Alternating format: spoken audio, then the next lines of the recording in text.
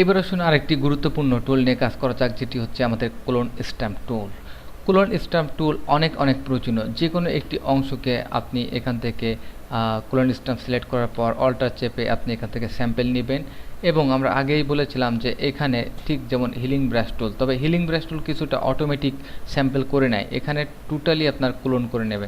যেমন এখান থেকে আপনি নিয়ে যে কোনো জায়গায় পেইন্ট করবেন, দেখবেন সেম এরিয়া যে স্থানটুকু আপনি মুভ করাচ্ছেন একটু ব্রাশ সাইজ বড় করে নিন এবং দেখবেন যে ঠিক একই রকম আপনি পেইন্ট করে নিতে পারছেন। তবে সব ক্ষেত্রে এটি ব্যবহার করা উচিত না, ক্ষেত্র বিশেষ। যেমন আমরা এর কম্পিটেবল একটি ইমেজ এখানে ওপেন করব।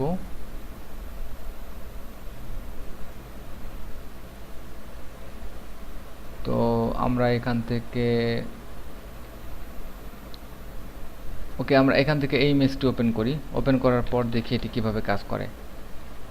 ক্লোন স্ট্যাম্প টুলের কাজ হচ্ছে যে কোনো অংশে আপনি যখন স্যাম্পল নেবেন এবং ওই অংশটি যে কোনো জায়গায় আপনি ক্লোন করে সুন্দরভাবে আপনি এভাবে বসিয়ে দিতে পারেন। এবং আপনি এই লিপটিকে যদি চিন্তা করেন এখানে ক্লোন করে নিতে চান, এবং সেম আপনি এই স্পেস থেকে আপনি অল্টার চেপে এখানে দিতে পারেন। তো এটি অনেক সময় টেক্সটের ক্ষেত্রে আমরা ব্যবহার করে থাকি, লাইন বাই লাইন একটি টেক্সটকে ডুপ্লিকেট করার ক্ষেত্রে আমরা ব্যবহার করে থাকি, লগোকে ডুপ্লিকেট করার ক্ষেত্রে ব্যবহার করে থাকি। বিভিন্ন স্থানে আপনি ক্লোন স্ট্যাম্প টুল ব্যবহার করতে পারেন।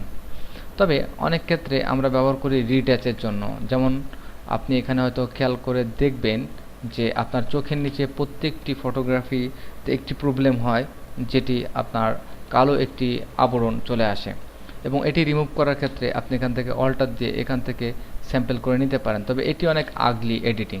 এই ক্ষেত্রে আমরা এখান থেকে লাইট ইন কালার সিলেক্ট করতে পারি এবং এখান থেকে অপাসিটি কিছুটা পরিবর্তন করে 67, এবং এখান থেকে অল্টার চেপে আমাদের এই এজগুলোকে সুন্দর স্মুথ করে নিতে পারি অনেক সহজে। খেয়াল করুন।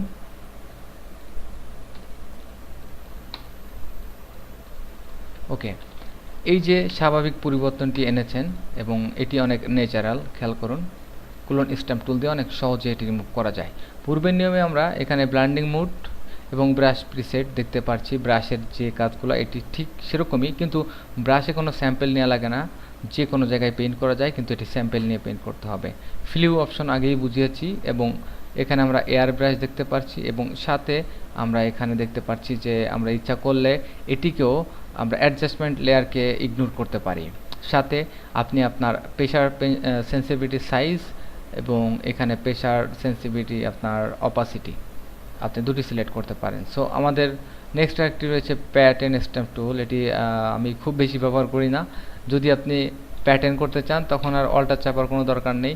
যে প্যাটার্নটি আপনি এখান থেকে সিলেক্ট করবেন সেই প্যাটার্নটি আপনি এখান থেকে জাস্ট ক্লোন করে দিতে পারেন। এক প্রকার প্যাটার্ন আপনি এখানে জাস্ট ফিল আপ করছেন এমন কিছু। তো প্যাটার্নের ক্ষেত্রে আপনি কাস্টম প্যাটার্ন তৈরি করা আমি পরবর্তীতে দেখাবো কীভাবে কাস্টম প্যাটার্ন তৈরি করা যায়। জাস্ট এটি দেখালাম। এখানে আমরা জাস্ট হিস্ট্রি ব্রাশ টুল এবং আর্ট হিস্ট্রি ব্রাশ টুল আমি তেমন একটা ব্যবহার করি না, তবে হিস্ট্রি ব্রাশ টুলটি অনেক চমৎকার এবং অনেক মজার একটি টুল। নেক্সট ক্লিপে আসুন তাহলে হিস্ট্রি ব্রাশ টুল, ইরেজ টুল এবং আর কয়েকটি টুল গেলেই আমরা বেঁচে যাই, তারপরে আমরা অন্য অপশন নিয়ে কাজ করতে পারবো।